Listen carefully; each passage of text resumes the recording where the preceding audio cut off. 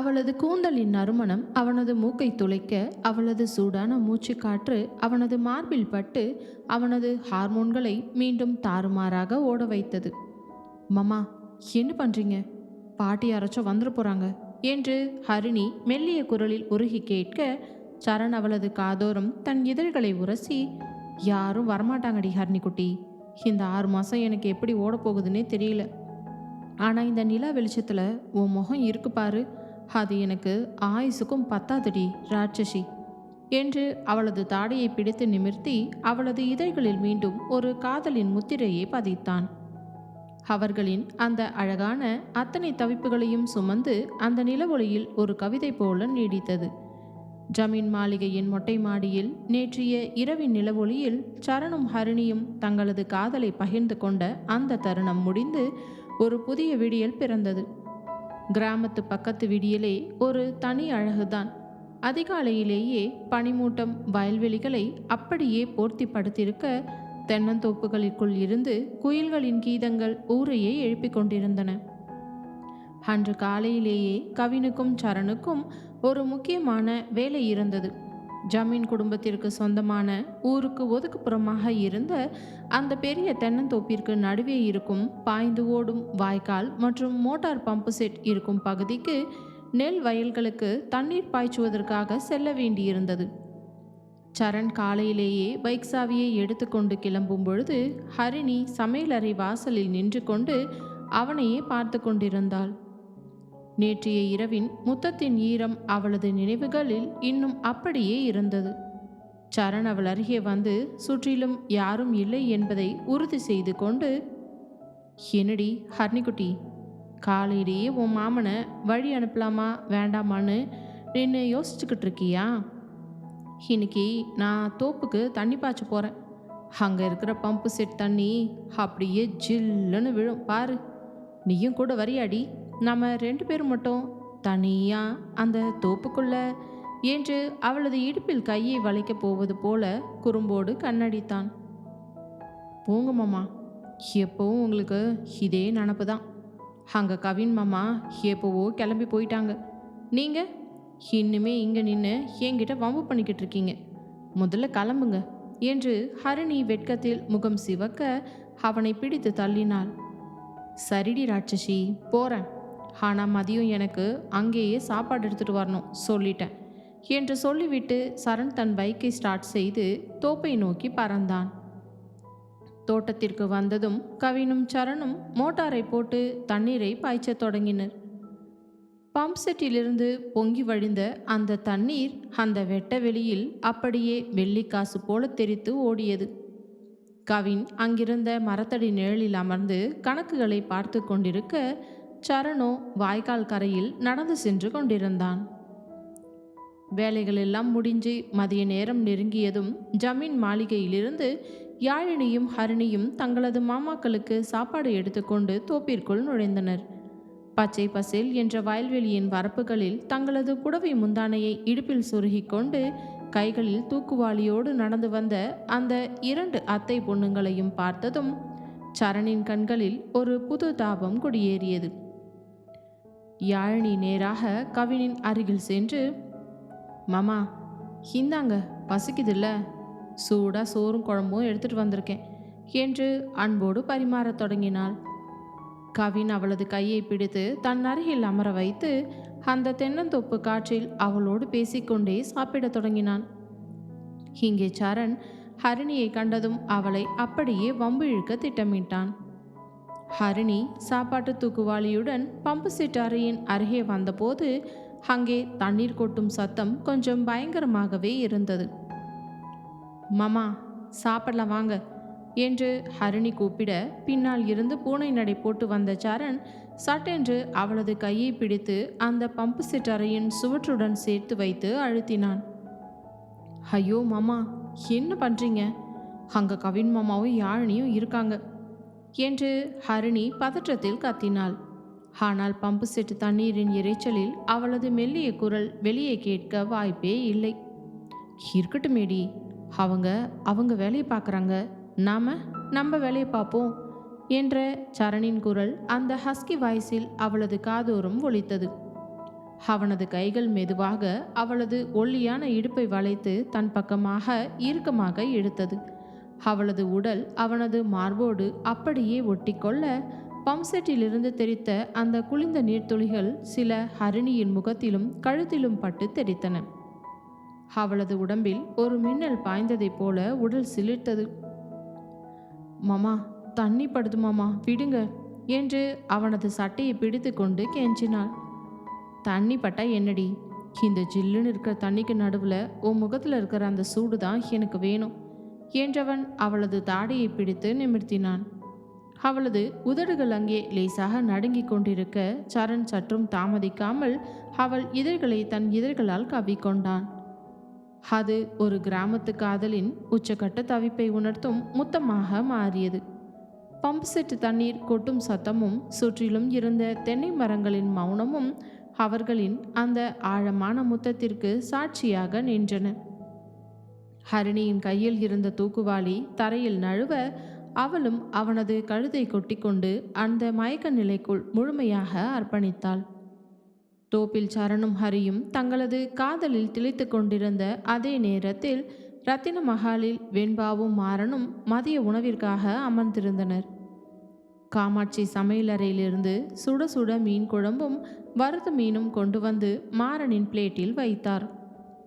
மாறா, நல்லா சாப்பிடுப்பா, மில்லில் வேலை அதிகம்னு நேற்றுலேருந்து நீ சரியாக சாப்பிடக்கூட இல்லை என்று காமாட்சி பாசத்தோடு சொல்ல மாறன் புன்னகையுடன், அம்மா, வெண்பாவுக்கும் கொஞ்சம் மீன் வறுவல் வைமா, அவள் இன்னைக்கு காலேஜில் ரொம்ப நேரம் ப்ராஜெக்ட் ஒர்க்கை பண்ணிட்டு வந்திருக்கா என்று தன் பொண்டாட்டி மீது இருக்கும் அக்கறையை வெளிப்படுத்தினான்.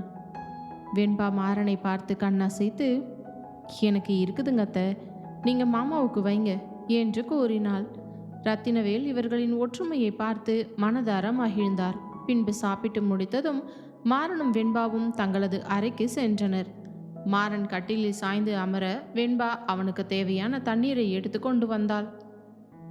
மாமா, நீ தந்த பண்ணையாரை போய் பார்த்தீங்கல்ல, அவன் அதுக்கப்புறம் ஏதாச்சும் பிரச்சனை பண்ணுவானா?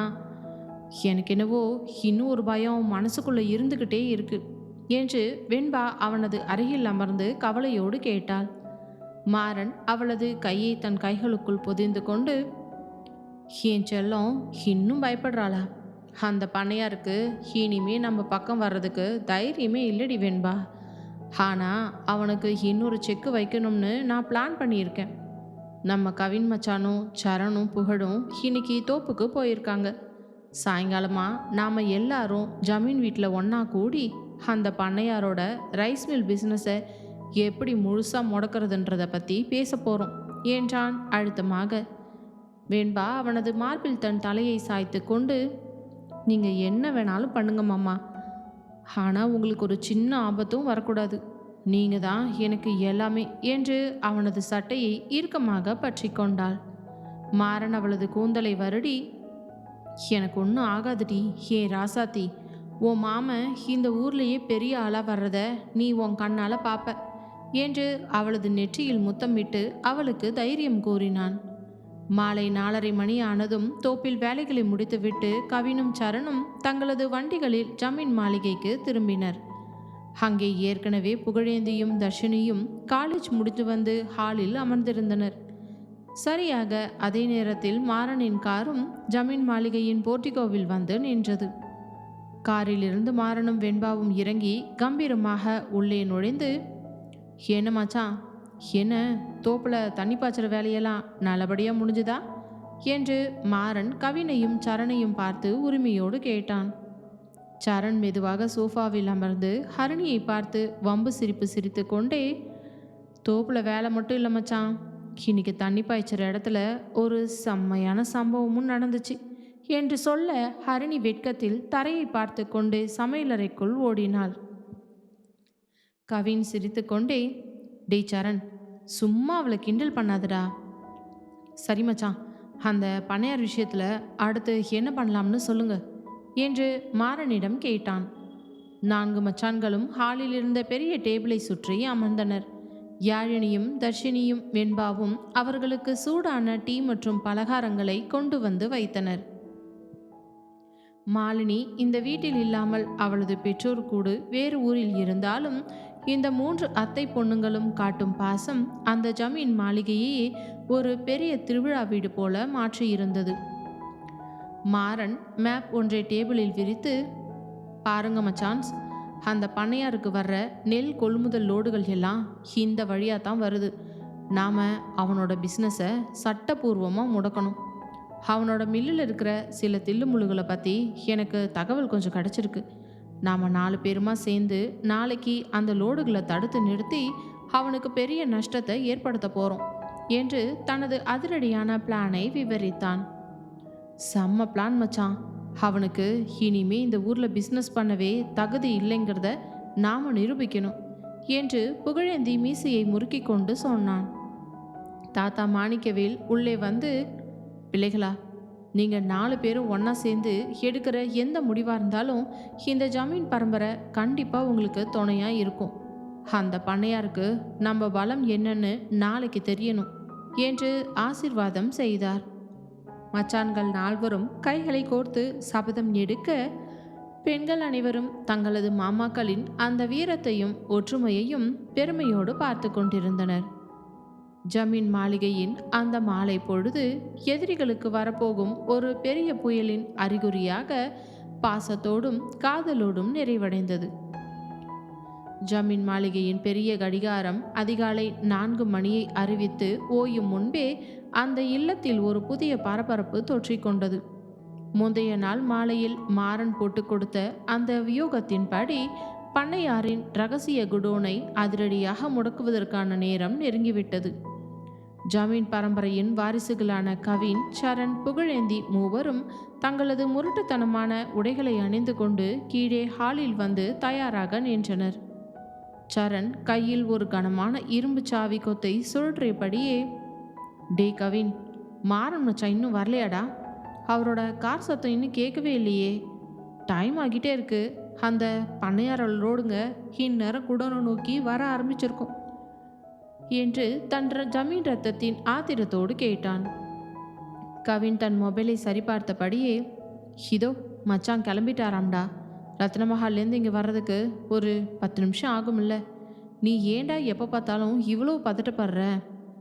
புகழ், நீ அந்த ரகசிய குடோனோட லொக்கேஷனை கரெக்டாக மேப்பில் செக் பண்ணிட்டியா என்று கேட்டான். புகழேந்தி தன் மீசையை முறுக்கி கொண்டு, எல்லாம் பக்காவாக செக் பண்ணிட்டேன்டா கவின். அந்த பண்ணையாரோட ரகசிய குடோன் ஊருக்கு ஒதுக்குப்புறமா அந்த பழைய சக்கர ஆலைக்கு தள்ளி இருக்குது. அங்கே தான் அரசாங்க அனுமதியை விட 3 மடங்கு நெல் மூட்டைகளை ஒளிச்சு வச்சு பிளாக் மார்க்கெட்டில் விற்கிறான். இன்னைக்கு அவனுக்கு ஆயுசுக்கும் மறக்காத மாதிரி ஒரு பெரிய செக் வைக்க போகிறோம் என்றான் ஆக்ரோஷமாக. சரியாக அப்பொழுது ஜமீன் மாளிகையின் போர்ட்டிகோவில் மாறனின் சொகுசு கார் வந்து பிரேக் அடித்து நின்றது. வண்டியின் சத்தம் கேட்ட அடுத்த நொடி மாடியில் இருந்து யாழினி, ஹரிணி, தர்ஷினி மூவரும் தங்களது மாமாக்களின் பாதுகாப்பு குறித்த கவலையோடு கீழே ஓடி வந்தனர்.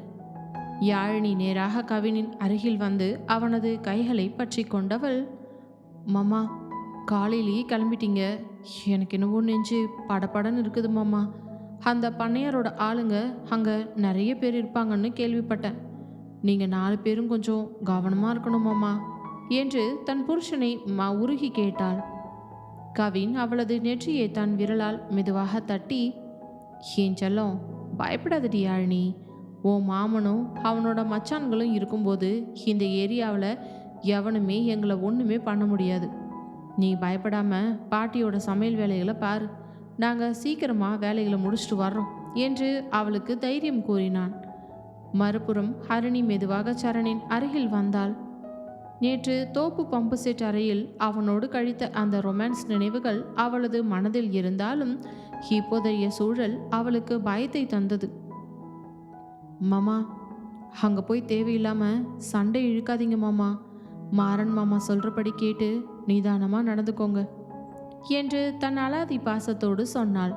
சரண் அவளது காதோரம் குனிந்து அந்த ஹஸ்கி வாய்ஸில், என்னடி ஹர்னிக்குட்டி, நேற்று பம்பு செட்டு தண்ணிக்கு நடுவில் இந்த மாமனுக்கு கொடுத்த முத்தத்தோட பவர் இன்னுமே என் உடம்புல அப்படியே இருக்குதுடி. அந்த தைரியத்தில் தான் இன்னைக்கு பண்ணையார் கோட்டையை தகர்க்கிறதுக்கு கிளம்புறேன். நீ எனக்காக காத்துக்கிட்டு இரு, வந்ததும் நம்ம மீதி வம்ப வச்சுக்கலாம் என்று குறும்போடு கண்ணடித்தான். ஹரிணி வெட்கத்தில் முகம் சிவக்க அவனது மார்பில் லேசாக கொத்தினாள். தர்ஷினியும் புகழேந்தின் அருகில் நின்று, மாமா பத்திரமா போயிட்டு வாங்க என்று சொல்ல புகழ் அவளிடம் கையை அசைத்து விடை பெற்றான். மாறன் காரில் இருந்து இறங்கி உள்ளே வந்தான். அவனது முகத்தில் ஒரு ஜமீன் சிங்கத்தின் கம்பீரம் இருந்தது.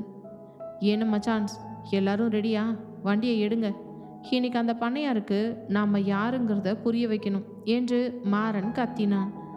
4 மச்சான்களும் தங்களது வண்டிகளை ஸ்டார்ட் செய்ய ஜமீன் மாளிகையை விட்டு வண்டிகள் புயல் வேகத்தில் வெளியேறியது. பெண்கள் மூவரும் வாசலில் நின்று கொண்டு தங்களது மாமாக்கள் பத்திரமாக திரும்ப வேண்டும் என்று வேண்டிக் கொண்டனர். அதிகாலை பனிமூட்டம் இன்னும் முழுமையாக விலகாத அந்த வேளையில் பண்ணையாரோட ரகசிய குடோனின் பெரிய இரும்பு வாசலில் 2 லாரிகள் வந்து நின்று கொண்டிருந்தது. லாரிகளில் இருந்து நெல் மூட்டைகளை தொழிலாளர்கள் அவசரமாக இறக்கி குடோனுக்குள் அடுக்கி கொண்டிருந்தனர். பண்ணையாரின் முக்கிய ஆளான தர்மன் என்பவன் கையில் ஒரு தடியுடன் அங்கே நின்று வேலைகளை மிரட்டி வாங்கி கொண்டிருந்தான். சீக்கிரமா இறக்குங்கடா, விடிஞ்சு கிராமத்து ஜனங்களோட நடமாட்டம் வர்றதுக்குள்ள இந்த லோடு உள்ளே போயிடணும். இல்லைனா அந்த ஜமீன் வீட்டு பசங்களும் ரத்தின மஹால் மாறனுக்கும் தெரிஞ்சா பெரிய பிரச்சனையாகிடும் என்று தர்மன் கத்திக்கொண்டிருக்கும் பொழுதே குடோனின் வாசலில் மாறனின் காரும் அவனின் மச்சான்களின் வண்டிகளும் டயர்கள் அலற வந்து நின்றன. வண்டிகளிலிருந்து இறங்கிய மாறன் கவின், சரண், புகழேந்தி ஆகிய 4 மச்சான்களையும் கண்டதும் தர்மனின் முகத்தில் இருந்த ரத்தம் அப்படியே உறைந்து போனது. மாறன் தனது சட்டையின் கைகளை மெதுவாக முழங்கை வரை மடித்து விட்டபடி முன்னால் வந்து நின்றான்.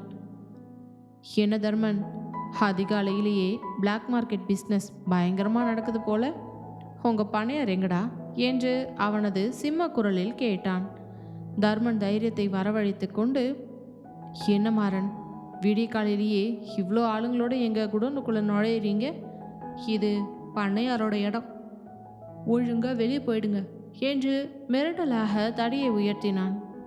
சரண் சற்றும் தாமதிக்காமல் முன்னால் பாய்ந்து தர்மனின் கையில் இருந்த தடியை பிடுங்கி அவனது காலிலேயே பலமாக ஒரு அடி கொடுத்தான். ஏய், என் மச்சாங்கிட்டேயே கையை நீட்டியடா பரதேசி என்று சரண் கத்த தர்மன் வலியால் அலறி தரையில் விழுந்தான். இதை பார்த்த மற்ற ரவுடிகள் கத்திகளுடனும் கம்புகளுடனும் இவர்களை நோக்கி பாய்ந்து வந்தனர். ஆனால் ஜமீன் வாரிசுகளின் ஆக்ரோஷத்திற்கு முன்னால் அவர்களால் நிற்க முடியவில்லை. கவின் ஒருவனை பிடித்து லாரியின் டயரோடு சேர்த்து வைத்து அமுக்கினான். அவனது முஷ்டி அவனது முகத்தில் பலமாக இறங்கியது. புகழேதி மீதி இருந்த 2 பேரையும் தூக்கி எறிந்து கொண்டிருந்தான். மாறன் நேராக குடோனின் உள்ளே சென்று அங்கே சட்டவிரோதமாக அடுக்கப்பட்டிருந்த ஆயிரக்கணக்கான நெல் மூட்டைகளை பார்த்தான். அவனது கைகளில் இருந்த பிசினஸ் ஆதார ஃபைலை எடுத்து அங்கே இருந்த மேலாளரின் டேபிள் மீஸ் வீசினவன், ஃபோன் பண்ணுடா ஹோம் பண்ணையாருக்கு, இந்த ரத்தின மஹால் மாறனும் அவனோட ஜமீன் மச்சானுங்களும் அவனோட ரகசிய கோட்டையிலேயே வந்து உட்காந்துருக்கோம்னு சொல்லு. இன்னும் அரை மணி நேரத்தில் கவர்மெண்ட் ஆஃபீஸர் எல்லாம் இங்கே வரப்போகிறாங்க. அவனோட பிஸ்னஸ் லைசன்ஸை இன்னைக்கு மொத்தமாக கேன்சல் ஆக போகுது என்று மாறன் கம்பீரமாக உத்தரவிட்டான். மேலாளர் நடுங்கும் கைகளுடன் பண்ணையாருக்கு ஃபோன் செய்ய மறுமுனையில் பண்ணையார் இந்த விஷயத்தை கேட்டு தன் நாற்காலியில் இருந்தே கீழே விடாத குறையாக நடுங்க தொடங்கினார். அவர்கள் 4வரின் ஒற்றுமையும் ஆக்ரோஷமும் சேர்ந்து தன் மொத்த பிஸ்னஸையும் ஒரே நாளில் அழித்து விட்டது என்பதை அவர் புரிந்து கொண்டார். மதிய நேரம் நெருங்கியதும் பண்ணையாரின் குடோன் அரசாங்க அதிகாரிகளால் முழுமையாக சீல் வைக்கப்பட்டு அவனது சட்டவிரோத பிஸ்னஸ் முடக்கப்பட்டு விட்டது என்ற வெற்றியோடு 4 மச்சான்களும் ஜமீன் மாளிகைக்கு திரும்பினர். வண்டிகள் வந்து நின்ற சத்தம் கேட்டதும் உள்ளே இருந்த தாத்தா மாணிக்கவேல், பாட்டி மற்றும் யாழினி, ஹரிணி, தர்ஷினி மூவரும் ஓடி வந்தனர். மாறனும் அவனது மச்சான்களும் சிரித்து கொண்டே உள்ளே வருவதை கண்டதும் பெண்களின் மனதில் இருந்த அத்தனை பயமும் நீங்கி ஒரு பெரும் மகிழ்ச்சி பிறந்தது. யாழினி ஓடி வந்து கவின் தோள்களை பற்றி கொண்டாள். மாமா, ஜெயிச்சிட்டிங்களா மாமா? அந்த பண்ணையாருக்கு சரியான பாடம் புகட்டியாச்சா என்று பெருமையோடு கேட்டாள். கவின் அவளது கையை பிடித்து, எல்லாம் உன் மாமனோட அதிரடி தாண்டி யாழினி என்றான் புன்னகையுடன். ஹரிணி நேராக சரணின் அருகில் வந்து அவனது சட்டையில் இருந்த தூசியை தட்டி தன் கைகளால் தட்டிவிட்டவள், மாமா உங்களுக்கு காய் எதுவும் ஆகலையே, நான் இங்கே பயந்துக்கிட்டே இருந்தேன் என்றாள் அலாதி காதலோடு. சரண் அவளது கையை தன் கைகளுக்குள் பொதிந்து கொண்டு, உன் மாமனுக்கு ஒரு சின்ன கீறல் கூட விழாதடி ஹரிணிக்குட்டி, காலையில் நீ கொடுத்த அந்த பவர் தான் இன்னைக்கு அங்கே சண்டையில் எல்லாரையும் வெளுத்து வாங்க வச்சது என்று எல்லோர் முன்னாடியும் குறும்போடு சொல்ல ஹரிணி வெட்கத்தில் யாழினியின் பின்னால் போய் மறைந்து கொண்டாள். வெண்பா மாறனின் அருகில் வந்து, மாமா ரொம்ப தேங்க்ஸ் மாமா, என் படிப்புக்காகவும் பாதுகாப்புக்காகவும் நீங்கள் இவ்வளோ பெரிய விஷயத்தை செஞ்சுருக்கீங்க என்று நெகிழ்ச்சியோடு சொன்னாள். மாறன் அவளது முகத்தை தன் கைகளால் ஏந்தி, உன் பாதுகாப்பு தாண்டி இந்த மாறனுக்கு முக்கியம் வெண்பா என்றான் காதலோடு. தாத்தா மாணிக்கவேல் பேரப்பிள்ளைகள் நால்வரையும் பார்த்து பெருமிதத்துடன், நீங்கள் 4 பேருமே இப்படி ஒத்துமையாக இருக்கிற வரைக்கும் இந்த ஜமீன் பரம்பரையை எவனும் அசைக்க முடியாதுப்பா. இன்னைக்கு நீங்கள் செஞ்ச அந்த சம்பவம் இந்த ஊருக்கே ஒரு பெரிய பாடம். வாங்க, இன்னைக்கு மதியம் நம்ம வீட்டு பொண்ணுங்க உங்களுக்காக விசேஷமாக சமைச்சு வச்சுருக்காங்க, எல்லாரும் ஒன்றா உட்காந்து சாப்பிடலாம் என்று வழி நடத்தினார். மச்சான்கள் 4வரும் கைகளை கோர்த்து டைனிங் டேபிளை நோக்கி நடக்க ஜமீன் மாளிகையின் அந்த மதிய பொழுது பாசத்தாலும் வெற்றியாலும் நிறைந்து வழிந்தது. பண்ணையாரின் ரகசிய குடோனை அதிரடியாக முடக்கி அவனது சட்டவிரோத பிஸ்னஸிற்கு சரியான செக் வைத்த ஜமீன் குடும்பத்து மச்சான்களின் வீரம் அந்த ஊரெங்கும் பெரும் பேச்சாக இருந்தது. அந்த பெரிய வெற்றி கொண்டாட்டங்களை முடித்துவிட்டு மாறனும் வெண்பாவும் ரத்தின மஹாலுக்கு திரும்பிய போது மாலை நேரம் நெருங்கியிருந்தது. மாறன் ஹாலில் இருந்த சோஃபாவில் வந்து சாய்ந்து அமர்ந்து தன் சட்டையின் மேல் பொத்தான்களை லேசாக திறந்துவிட்டு நிம்மதியாக மூச்சு விட்டு கொண்டிருந்தான். வெண்பா சமையலறைக்குள் சென்று அவனுக்கு பிடித்த இஞ்சி தட்டின சூடான டீயை கொண்டு வந்து அவனிடம் நீட்டினாள். இந்தாங்க மாமா, டீ குடிங்க. இன்னைக்கு காலையில் இருந்தே அத்தனை அலைச்சல், அந்த பண்ணையார் ஆளுங்க கிட்ட சண்டை போட்டதில் உடம்பு ரொம்ப டயர்டாக இருக்குமில்ல என்று தன் புருஷனின் தோள்களை மென்மையாக வருடினாள் வெண்பா. மாறன் டீ கப்பை ஒரு கையில் வாங்கியபடி மறு கையால் வெண்பாவின் மெல்லிய இடையை வளைத்து தன் பக்கமாக இழுத்து சோஃபாவில் அமர வைத்தான். என் செல்லம் பக்கத்தில் வந்து இப்படி டீ குடிக்கும்போது இந்த மாறனுக்கு எந்த டயர்டும் தெரியாதுடி வெண்பா. ஆனால் இன்னைக்கு நம்ம கவின் மச்சானும் சரணும் புகழும் குடோனில் காட்டிய ஆக்ரோஷத்தை நீ பார்த்துருக்கணும், செம்ம மாஸ் தெரியுமா என்று தன் மச்சான்களை பெருமையோடு மச்சான் என்ற உறவுமுறையோடு சொல்லி சிரித்தான். வெண்பா அவனது மார்பில் தன் தலையை சாய்த்து கொண்டு, நீங்கள் 4 பேரும் ஒன்றா சேர்ந்தா அப்புறம் கேட்கவா வேணுமாம்மா?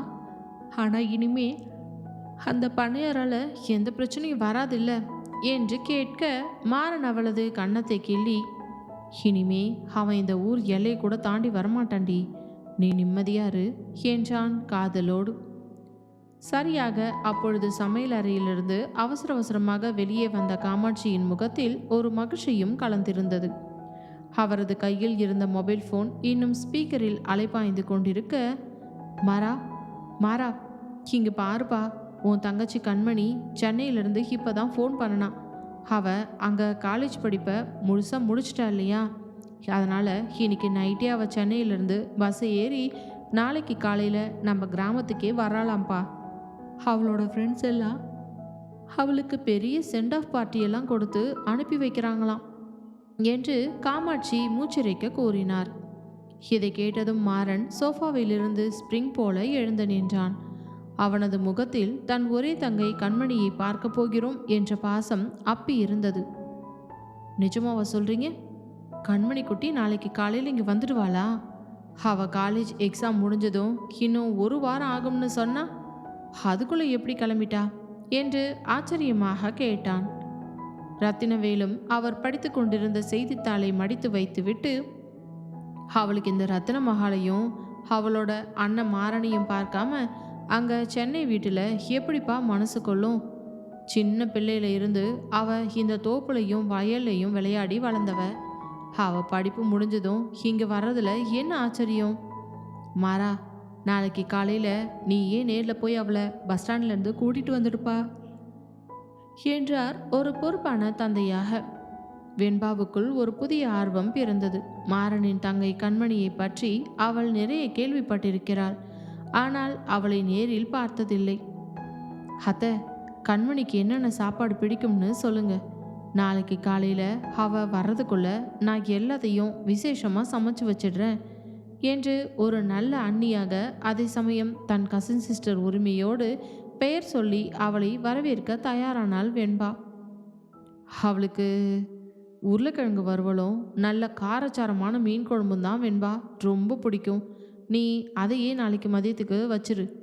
காலையில் டிஃபனுக்கு அவளுக்கு பிடிச்ச பூரியே செஞ்சிருவோம் என்று காமாட்சி மகிழ்ச்சியில் தெளித்தார்.